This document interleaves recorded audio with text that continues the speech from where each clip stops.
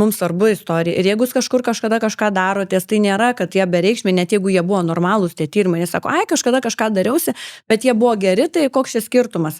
Ne, mums visa dinamika yra svarbu ir va, kaip tu buvai paminėjus apie tuos Excelius, kur darosi, tai aš visada labai džiaugiuosi, laboratorinės normos ir yra klinikinės normos ir dar tuo labiau tai yra individualizuotos normos kiekvienam žmogui. Tenka dirbti dabar, kaip sakau, ne tik su pacientu, bet ir su dirbtiniu intelektu, jau kaip trečia šalim vos, nežinai, toks trišalis gaunasi bendradarbiavimas.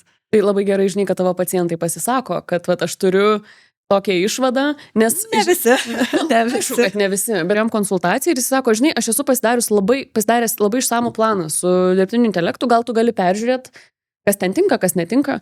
Nu tai gerai, tai aš peržiūrėjau tą planą, pridėjau savo pastabas, išmetėm, ko nereikia, tai toksai tada gal ir man darbo, žinai, mažiau šiek tiek. Tai, kai čia kažkas iš kolegų sakė, kad tai kaip čia gal jau mes ir to darbo neturėsim, tai dėl šito aš esu absoliučiai visiškai rami.